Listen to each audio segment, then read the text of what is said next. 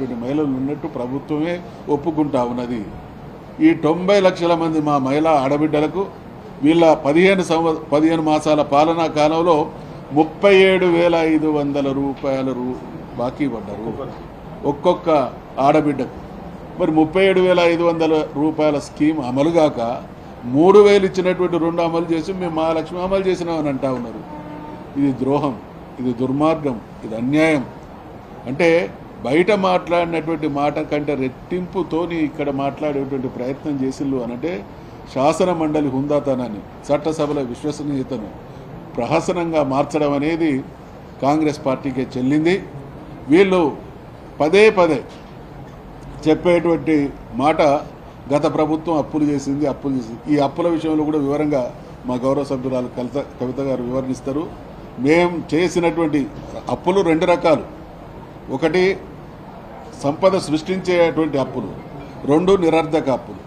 కేసీఆర్ గారు ఆ రోజు తెలంగాణ రాష్ట్రాన్ని సాధించినటువంటి తొలినాళ్లలో ఉన్నటువంటి పరిస్థితులు ఒక్క కేసీఆర్ గారికే మాత్రం సాధ్యమైంది ఆ సమస్యల్ని పరిష్కరించడం, ఇచ్చినటువంటి హామీలను నిలబెట్టడం. బహుశా ఈ దేశంలో అటువంటి పరిస్థితులలో రాష్ట్ర ముఖ్యమంత్రి ఎవరైనా కూడా చేతులు ఎత్తేస్తారు. కానీ ఆయనకు నిబద్ధత, చిత్తశుద్ధి, సమస్యల పట్ల సంపూర్ణమైనటువంటి అవగాహన, నా ప్రజలకు నేను ఇచ్చినటువంటి హామీలు అమలు చేయాలన్నటువంటి ఆ కసి ఉన్నది కాబట్టి అమలు చేయగలిగిండు. అందుకనే చేసిన అప్పుల నుండి బ్రహ్మాండంగా సంపద సృష్టించిండు. ఆ సృష్టించబడ్డ సంపద పేదలకు పంచిండు. వీళ్ళు ఏమన్నారు? ఎన్నికల మేనిఫెస్టోలో చెప్పిళ్ళు, మొదటి బడ్జెట్లో చెప్పిళ్ళు. వాళ్ళు చెప్పినటువంటి మాటలు, వాళ్ళు అన్నటువంటి మాటల్నే మళ్ళీ ఒకసారి నేను రీట్రేట్ చేస్తా ఉన్నా. వాళ్ళన్న మాట ఏంటంటే, గత ప్రభుత్వం చేసినటువంటి తప్పులు తెలుసు, అప్పులు తెలుసు, మాకు సుదీర్ఘమైనటువంటి పాలన అనుభవం ఉన్నది, ఈ దేశాన్ని పాలించినటువంటి అనుభవం ఉన్నటువంటి పార్టీగా మళ్ళీ మేము చెప్తున్నాం, ఇచ్చినటువంటి ప్రతి హామీని అమలు చేసి చూపిస్తామనేటువంటి మాట మాట్లాడి ఇవాళ సంపద సృష్టించేటువంటి కనీస సోయి లేక ఎదుటి వాళ్ళ మీద దుమ్మెత్తి పోసి చేయని అప్పులను కూడా చేసినట్టుగా చిత్రీకరించి ప్రభుత్వాలు నడిపేటువంటి క్రమంలో కొన్ని వర్గాలకు కొన్ని బకాయిలు పెండింగ్ బిల్స్ ఉంటాయి.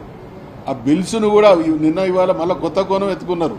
7 లక్షలు కాదు 8 లక్షలు, 8 లక్షలు పాత అప్పుల బిల్లుల పేమెంట్ కూడా అప్పులుగా చూపించేటువంటి నిర్వాకానికి ఒడిగడుతున్నారు అని అంటే, ఇచ్చినటువంటి హామీలను నిలబెట్టేటువంటి నైతికత లేక, ఇచ్చినటువంటి హామీలను నిలబెట్టేటువంటి ఆ సంపద సృష్టించేటువంటి మార్గాలను వెతికి పుచ్చుకోక అన్ని రకాల వైఫల్యాలను ఎదురుదాడి ద్వారా ఎదుటి వాళ్ళ మీద వేసేటువంటి ప్రయత్నాలు చేస్తూ ఉన్నారు.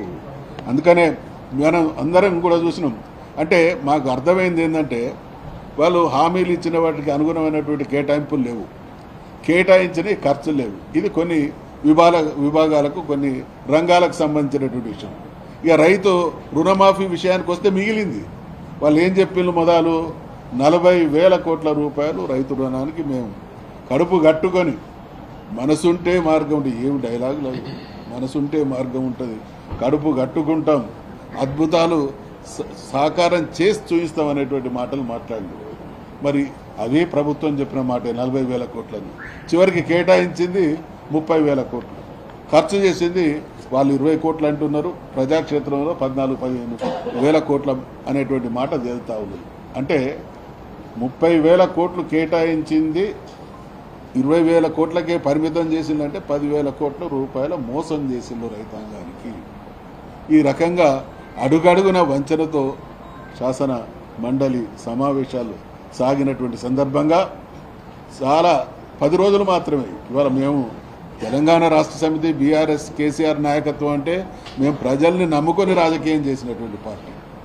డెఫినెట్గా అవకాశం వస్తే సభల ద్వారా కూడా న్యాయం చేసే ప్రయత్నం చేస్తాం.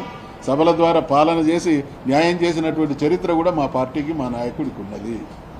మరి ఇవాళ ఈ 10 రోజుల మండలి సమావేశాల్లో మా బాధ్యతగా ప్రధాన ప్రతిపక్షంగా రాష్ట్ర ప్రయోజనాలే ధ్యేయంగా ఉండేటువంటి పార్టీగా మేము మా పాత్రను నిర్వర్తించినాం.